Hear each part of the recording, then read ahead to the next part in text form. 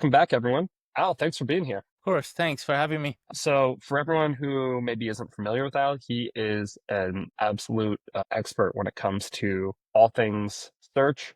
And we thought it would be nice to have an expert maybe outside of the Amazon space onto the podcast today to talk about the more general landscape of search. But Al, I would love it if you could introduce yourself to the audience, and then we'll kind of get into what we're going to talk about today. Sure. Hey, everyone. My name is Al Safati. Al is short for Ali Reza. Some of my former colleagues might know me by that, so that's why I mentioned it. I have been in the search space, both organic and paid, for about over 20 years. I got into SEO when Yahoo was still a major search engine, and Overture was a pay-per-click, major pay-per-click platform. And I got into it through e-commerce. And I had my own e-commerce website. One was selling high-tech products, the other one soccer and lacrosse products. And then that's how I learned SEO and SEM, because I had to make it work for me. And after I sold those businesses, I went and got a job as SEO and SEM expert for a bunch of companies, e-commerce companies, as well as non-e-commerce. Later in agencies, around COVID, my own agency was born, and here I am offering SEO, SEM, and we have a team of marketers that offer other things as well, Facebook ads and whatnot. But my personal expertise are organic and paid search, and I'm glad to be here today. Yeah. So I think the general theme, what we're going to talk about today, is how search has shifted. Before we started talking, we've been going back and forth over email for a while now. You were talking about decentralized search and how a lot of we're not trying to say like Google is dying. We're trying to say that like search is shifting and you kind of need to start adapting. And I don't know if you coined this term or if this is a term that other people are using, but I'd never heard of decentralized search. I think it's very interesting. And I think anybody who's listening to this is going to be really interested to hear what decentralized search is. I don't want to say I made it up, but I think I may have. I'm sure a lot of times subconsciously I may hear something somewhere else and I don't remember. So I'm not trying to take away any credit from anybody, but I think I came up with it, but anyhow, or I revived it. Somebody else may have said it in the past. But back in the days when I got into SEO, we never focused only on Google. We focused on Yahoo and Microsoft and Alta Vista and a bunch of other websites. When we gave report and keyword ranking, we had different search engines. And that was a very primitive way to do things back in the days. And when Google started, becoming taking away the market share, we focused on Google because Google was way ahead of the rest of them. And if whatever you did for Google would have helped them too, so we kind of didn't pay attention to those search engines anymore. And that was the true story until even before ChatGPT, until like a few years ago. And I don't exactly know what year, but I noticed a trend of many shopping searches going away from Google. You're an Amazon guy, so you probably have the stats better than I do. But even as a user, I saw myself skipping Google and going straight to Amazon because I had the app on my phone and it was very easy to just go straight on Amazon. If I saw an ad for some product somewhere else, I'm like, I wonder if Amazon has it, because it's a complete ecosystem. You just buy the product, next thing you know, it's here and the next day. And you have your credit card set up, so you don't have to sign up for a new account, any of that. The user experience of Amazon was what motivated me to check Amazon first. And if they didn't have it, or the product was too expensive, or it was not available, then I would go to Google. And I thought that was just me, but it turns out it was not just me, it was many other people. So the loyalty toward Google started shifting away many years ago as Amazon became more powerful in e-commerce space. And then TikTok started becoming more of a search engine with Gen Zs. I remember I believe it was you said your wife bought a vacation package or something like that off TikTok, right? Was it you or is it somebody else? So it was us, but it wasn't a vacation package.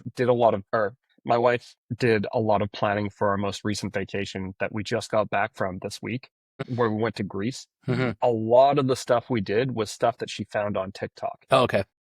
And so I just want to chime in with some context here. I completely agree. There's not necessarily there are some stats, but it's really hard to tell because you can't necessarily measure what someone didn't do. But the search volume on Amazon has continued to grow year after year.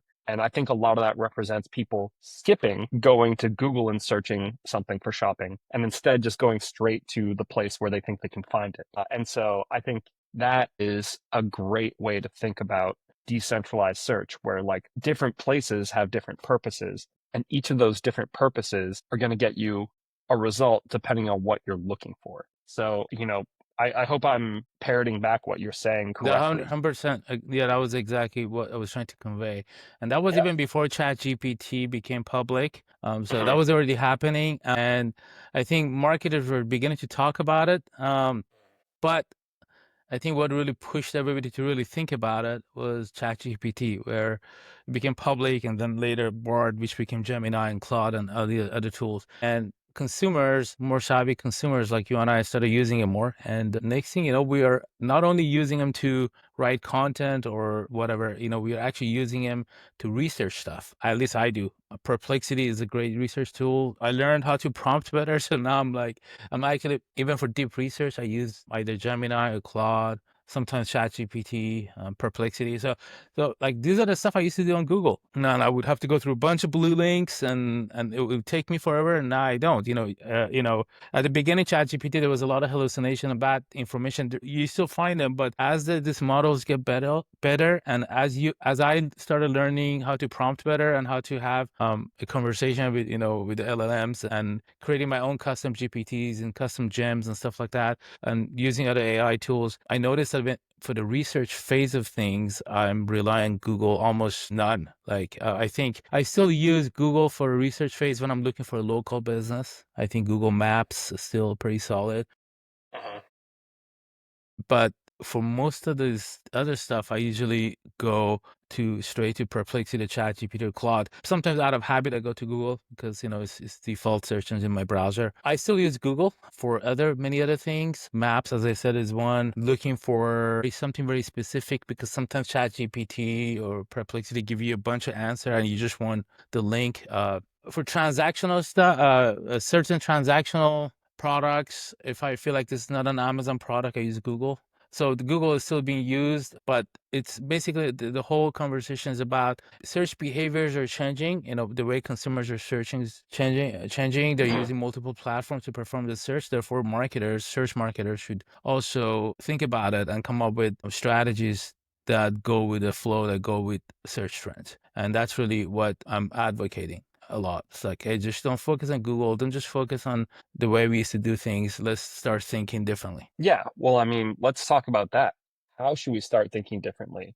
Like, do you have a thesis, like a general framework or something like that? Because I think everyone who's listening to this is going to be very interested to hear what somebody with 20 years of experience who's Yeah. actually seen the shift, Yeah. like seen this shift happen before. Like, what are you thinking right now? Yeah, this is of course my opinion, but I believe that one of the best way to go about any digital marketing strategy is to actually have a strategy, like a go-to-market strategy. This is something that I'm really advocating a lot. I really preach it. Like, unless you have that, and you have thought about it, and you have collaborated with your team, and really have thought it through, you shouldn't just turn marketing on. You should think about that stuff first. And this is something I would not have said about 10 years ago. I'm like, okay, let's go to SEMrush or Google Keyword Planner and see what type of search volume it has. Okay, let's do it. Right now, because of the multi-channel, the diversified search landscape, you really need to think about having a digital marketing strategy, channel strategy, right? It's like, hey, who's our target ICP in terms of either B2B or B2C ideal customer profile or client profile, and where are those guys at, and how do we cater to them, and how do they find us, and that's, you should do that first before anything else, rather than, hey, I have a product, I'm gonna have an Amazon store, or I'm having a Shopify website. Don't do that yet.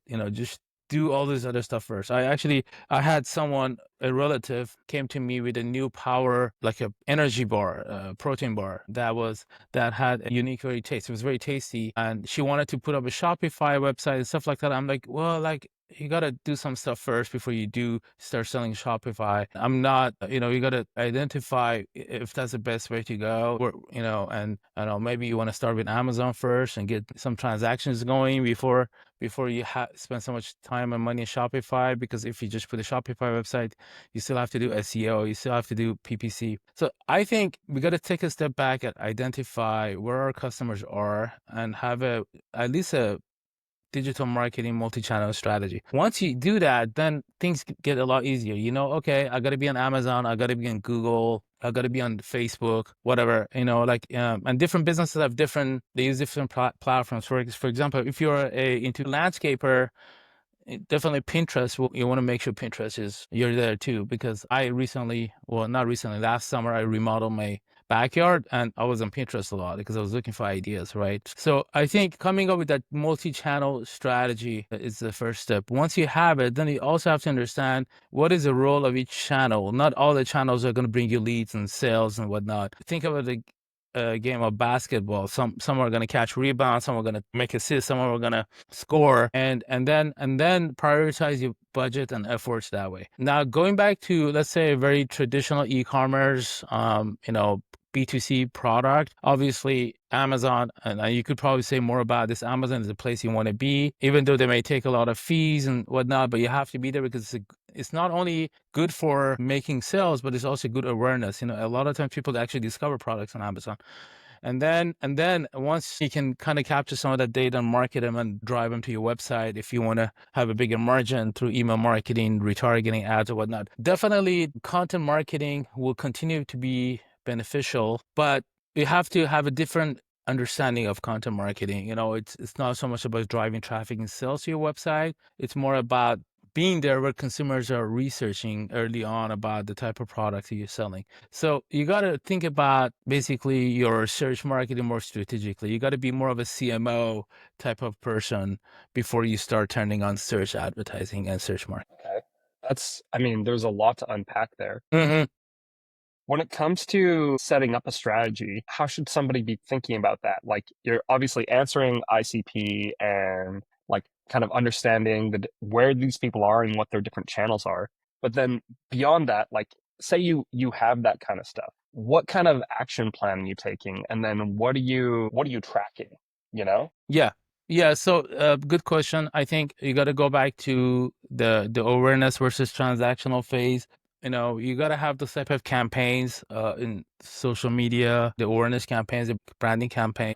Definitely have to do your audience works. So you want to continue looking at things, platform specific metrics, on, for example, if you're on LinkedIn or if you're Facebook, they have certain metrics. There's vanity metrics like impressions or whatnot, but there's actually more serious metrics where they're indicative to conversion, which we used to call it micro conversions. So you want to kind of identify what your micro conversions are that lead to the conversion. And that's for Facebook. You can have branding awareness, but you can also have shopping campaigns on Facebook, for example, right? Depending on what your campaign is set out to be, you want to have different KPIs for that campaigns, right? Branding is going to be more about engagement and things like that. And obviously the lower funnel stuff is more transactional, about conversions, ROAS.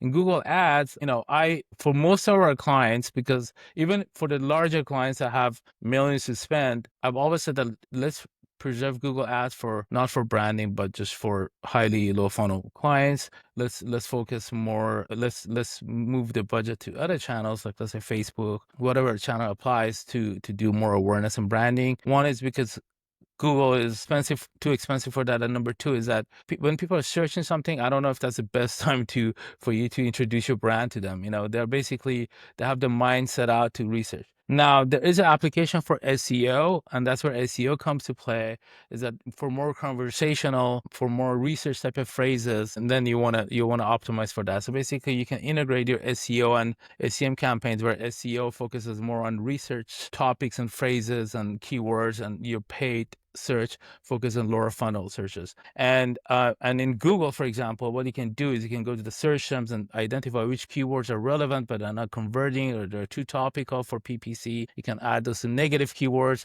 but then pass that information to your SEO team, to your content marketing team. It's like, okay, let's make sure you guys at least cover this. And in the era of decentralized search, that's very important because um, when people are using ChatGPT to research things, you want to be there. You want to be a source to ChatGPT.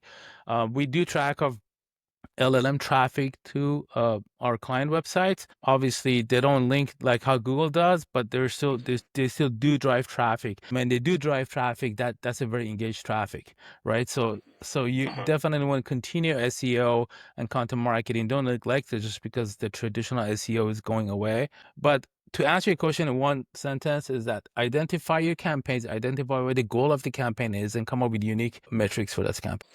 Well, you said something really interesting there. I mean, well, okay.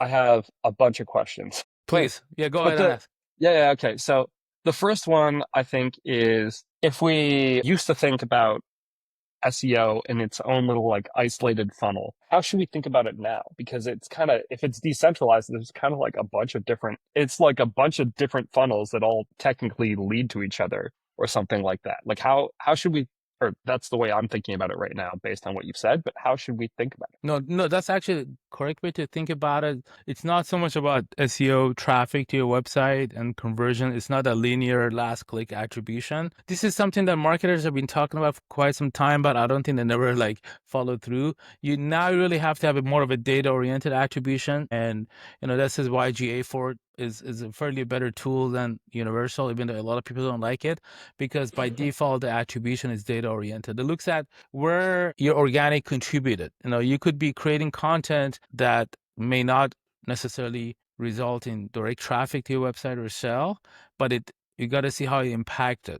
The same user who was, let's say, on Google Gemini and was researching things through ChatGPT now went through social media and or through Amazon through paid search, and so you have to have this multi-attribution type of thing. It's not an easy thing to do. So I Mhm. understand and I admit that. So there is a little bit of gray area, what we call a dark. I call it dark funnel where we don't know. We don't know Mhm. what type of what we don't know what we don't know. But you could look at it more qualitatively, where hey, I did this much SEO directly or indirectly, our sales bottom line increased by this much. So you got to have more of a data scientist hat on to identify Mhm. that. It's you still for the time being things like keyword rankings and website organic traffic are important, and I'm saying don't neglect those, but start thinking more creatively about how you give credit to your SEO efforts, because it's very likely that they may or may not result directly to sale, but they will definitely warm up your future customers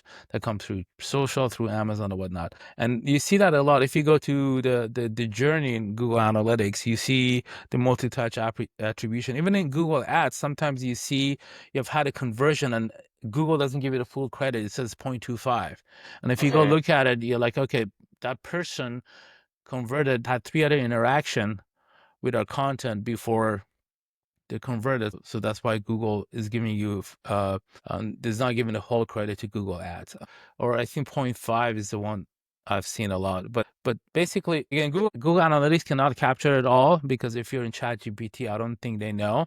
But you have to kind of take a step back and see how our marketing efforts are impacting um, the overall multi-channel strategy, having more of a multi-channel attribution approach rather than this linear approach. And another thing I want to add is that you want to see how your organic efforts, or your SEO efforts, have lifted your brand. So basically, your branded search, your branded traffic, and also your direct traffic to your website should increase if you're doing a decent job in your SEO efforts. And that's for SEO. Okay. Now maybe I'm a little uneducated, but I've never heard of the dark funnel or dark funnel. Has dark funnel grown or changed now that search has become more decentralized? Like, it used to be all Google and then like has Yeah. the ratio changed or how does that change? I can't tell you about the numbers or ratio, to be honest with you. I haven't really done the research, but it's basically there's more ambiguity in the data, because this is decentralization we're talking about. Google doesn't know what Google doesn't know, right? That Google will not know what type of people are searching or what they're searching on ChatGPT. It only knows through the referral traffic if they come to your website. So you could be performing a research in ChatGPT or Perplexity and then come later in Google and search the brand and go to the website and buy something. And that's what makes it very difficult to, but to answer your question, I'm assuming that has increased because Google is less in control. It's more decentralized, right? And Google doesn't have all the data. Now, if you go through Chrome, chances are that Google would know more if you're using. But if you, I use Perplexity app as opposed to, or and ChatGPT app on my phone a lot. I don't go through Chrome. So I would assume that it would not be very easy for Google to know what I'm searching on the Chrome and ChatGPT or Perplexity. Yeah. So I think the number may have increased, but I think we shouldn't be so obsessed with that. We should more obsess about more qualitative. Hey, in Q1 we spent this much time in branding resources in branding and content marketing, and then in Q2 we saw the results improve year over year. Something like that. So we marketers have to figure out creative ways to understand and put value in our work. It's not just about keyword rankings and great traffic, organic traffic, and conversion. Ah, okay, so I mean, that is a really thoughtful answer. Thank you. Yeah, of course. One thing that I wanted to ask you, and I'm pretty sure everyone who's at my level of education, which is quite low, is thinking the same thing, which is how do I optimize for the LLMs? How do I optimize for ChatGPT and Gemini and Perplexity and that kind of stuff? What do you say to that kind of thing? Yeah, so I put together a checklist on my blog from what Oh, cool. we've learned so far. So you still want to do the traditional SEO. You still want to make sure your websites are fully optimized because Perplexity, ChatGPT, they still crawl your website. So you want to be Mhm. optimized for them. Another thing is that you really want to focus on the content that adds value. In the past, you could have written 1,000 word, 2,000 word blog post and rank it because you had the keywords in the right place and you had the backlinks to it and so on and so forth. But LLMs understand your content. That's what they're made in large language models, right? So they understand what your content is saying. They understand the sentiment. They understand if it's just another fluff, a rewrite, or if it's actually something unique and adds value. So, for example, what we're doing right now, this is a unique content, right? So it's never Mhm. been created before. So this could be considered the decent quality content. So marketers, so you should continue really focus on creating really truly quality content. And the quality content now means different than a few years ago. A few years ago, it needs to be unique. No, don't copy from someone else. Have title tags, meta descriptions, have H3. Those are still important, but what's more important is what the content conveys and what type of value it adds to the users. Another thing that's really important that we are seeing is that in the past, link building was important because of the PageRank algorithm. Now it's your brand, and your digital brand in particular is very important. It's not so much about the backlinks to your website, but it's about the placement on other reputable websites, which we call digital PR, and also about the reviews and your online reputation. If you have a product where a lot of people are just having negative reviews and negative sentiments, LLMs know that, and basically they rank you or accordingly. I'm going to give you an example. I went to Perplexity and I was searching for myself. Is Al Safati an enterprise SEO expert? And said yes, he is. I'm like, is he in the top 20? He said no. And here's why: because the top 20 people that came up have been very vocal. You and I know them. I'm more of an introvert, and I hardly do stuff like this. So what they don't know about me, they don't know about me. Basically, my answer to you is that it's not just about your website anymore.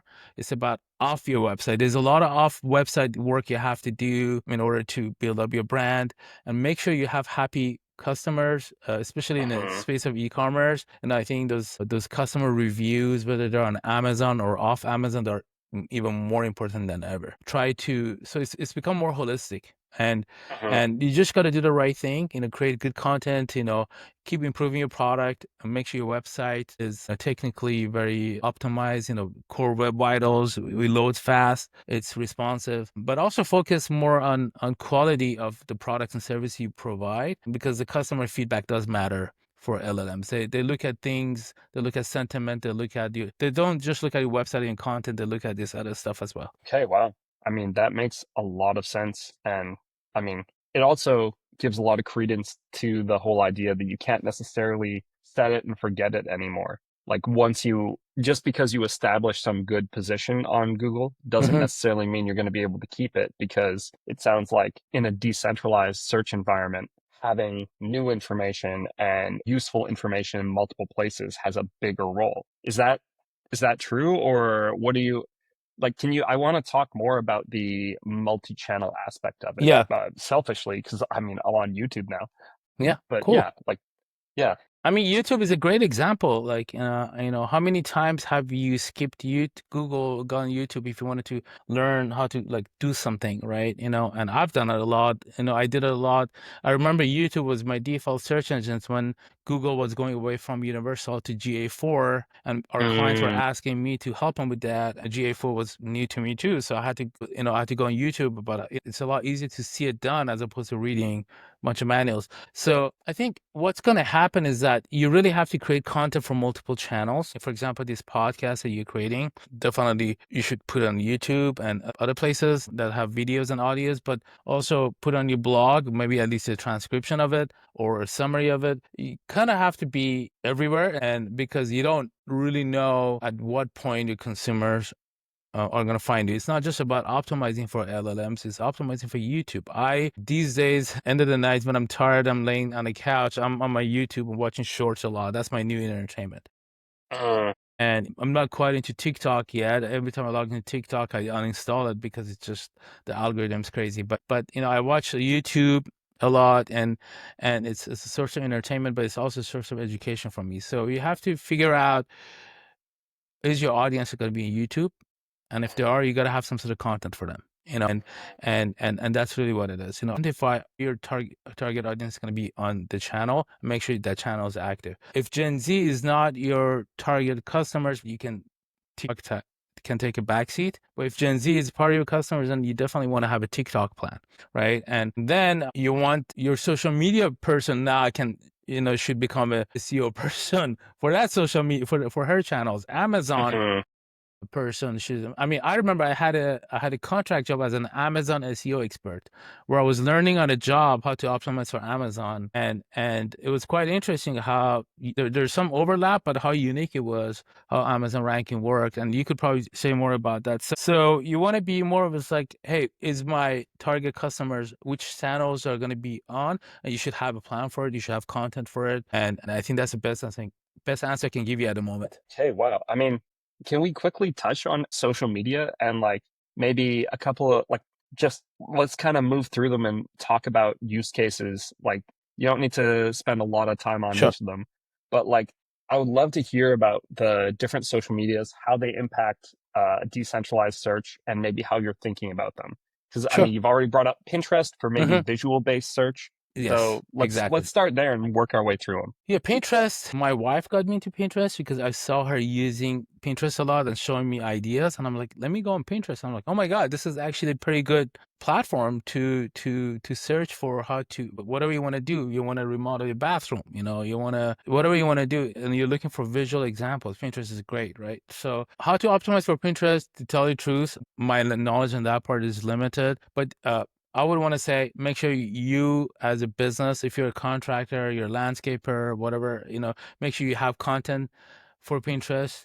Maybe you have go and read the best practices for Pinterest optimization, and make sure you have content for Pinterest you optimize, and make sure somebody's looking at this stuff. But I'm not a very serious Pinterest users, but I can speak a little bit more about LinkedIn because I'm trying to grow my own business, but also we have also B2B clients, and LinkedIn is turning out to be a really good B2B platform because you can search people by company, you can search companies, you can search people by company, by roles. So I mean, if I want to hire someone from my agency, like let's say I onboard a new client and we need to find a specific like a data scientist. Before, in the past, I would put a job posting through a recruit. But if I want to find, as a small business owner, that is not enough for me. I want to see if I can find someone really good because I don't want to go through the pain of hiring someone and not working out. So what I do a lot on LinkedIn is I go on LinkedIn, look for that person, see who we have in common, Like, let's say I find a data scientist. I'm like, okay, this person, we have, X amount of people in common. Maybe I start asking around about him. And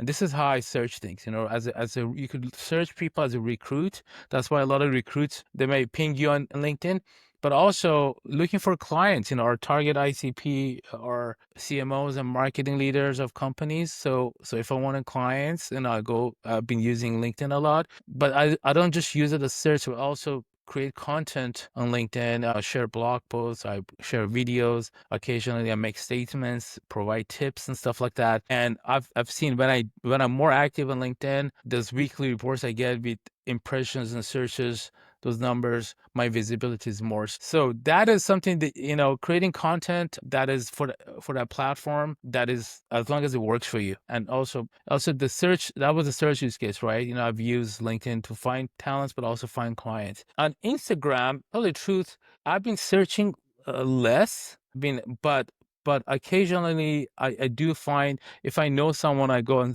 Instagram and I want to look for a person or business, I go search for them.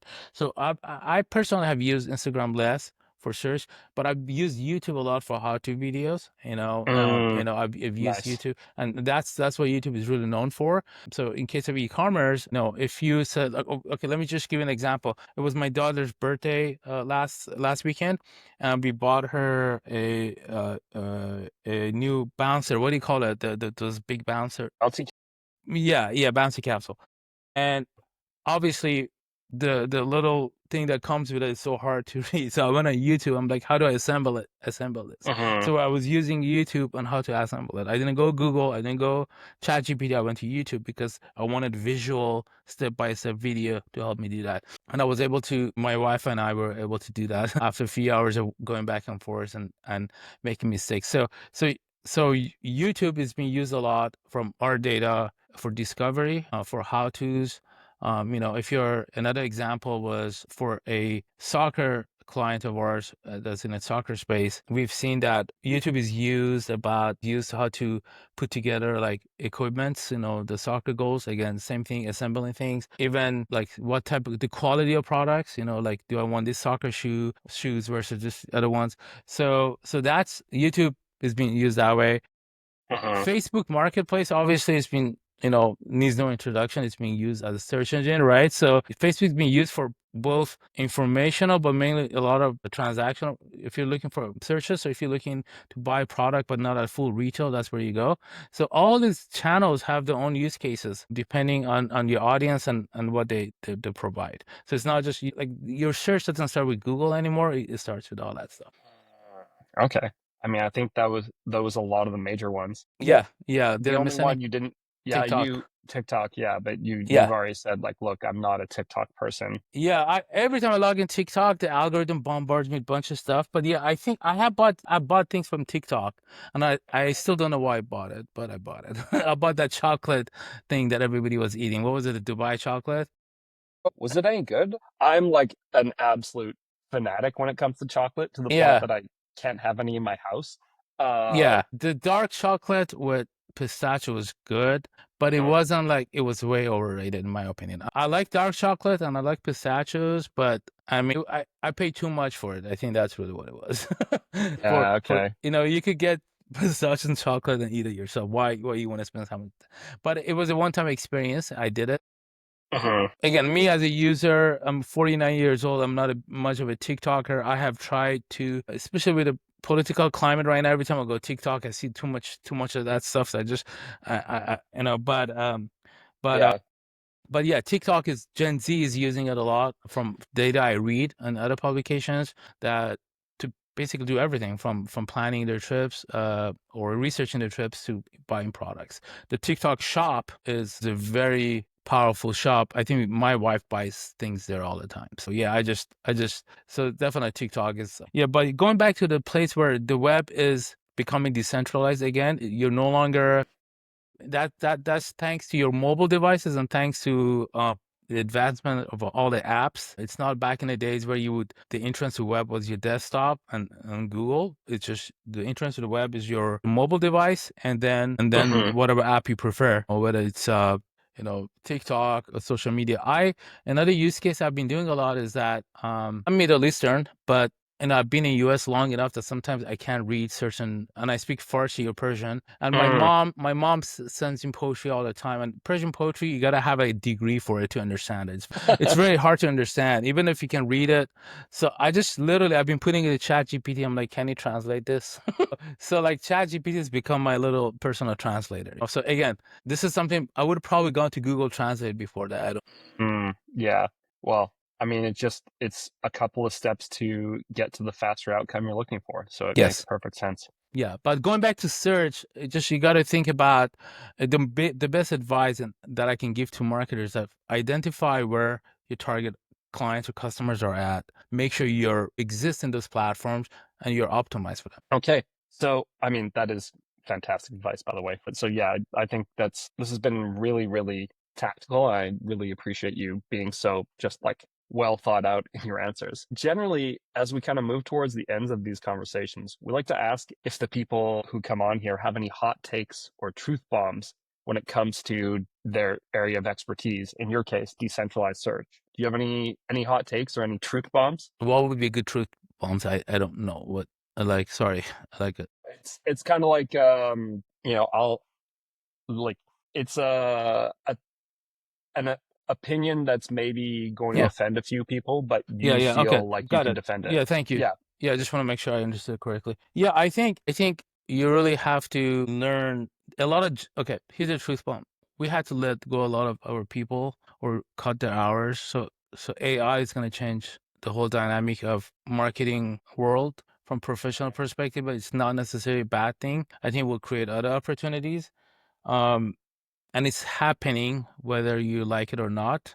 Mhm. So don't fall, and I think that's a truth bomb that I can throw out there. It's like it's coming, whether you're a business owner or you're a marketer, this is what you do for a living, you gotta get on top of the AI stuff, like sooner or later. And my recommendation is that start educating yourself. Just because you use ChatGPT, that doesn't mean that you're on top of things. Mhm. Start learning how to prompt better, learn about agentic AI, custom GPTs. There's plenty of good courses on LinkedIn Learning, on Coursera that you can learn Mhm. from. You can ask ChatGPT to give you a course, and just basically learn about the later tools. I'm not saying that you should pay for all of them or use all of them, but just be more involved because AI is coming not only for our jobs, it's changing the entire dynamics of the way people buy things, search for things. Perplexity now has a shopping feed. We can actually buy on Perplexity. Wow. ChatGPT is gonna come with their own feed. And they're in a waiting list. All these platforms that we talked about, all the social media, they have their own AI things. X has Grok. And you're gonna see more and more AI integration. So you want both as a business owner or marketer, you want to be on top of the AI trends. And if you're not, you're going to become irrelevant. So that's really a hard truth that I can say. And I'm a total geek, so I kind of embrace it. But for the time being, I'm also a little bit nervous because it's not clear about how it's going to impact my business, right? But if you keep ignoring it, it's just going to pile up. So don't do it. You know what? That is a fair take. I think that's an honest take. Some people might be offended, but I definitely agree with it. So, I didn't mean to be offensive, but it was just no, it's that's happening, right? it's happening whether you like it or not. So, where can people find you? Like, let's plug your stuff, please. Sure. Google my name, Al Safati. You'll find my personal website, my LinkedIn, and my business name is Clarity Digital. So if you Google that, URL is claritydigital.agency. I'm available through LinkedIn, or you can contact me through our websites, the websites I mentioned. Those are the best way. I'm on LinkedIn just more than what I need to be. So LinkedIn is a good place if you want to reach out to me. Also, if you need a free assessment for your AI search initiatives, more than happy to have a 15 minutes conversation with you and see how we can help you. Yeah, wow. I mean, that's fantastic. Sure. Thanks so much, Al. No problem. For everyone else, check out Al, and I'll see you guys next time.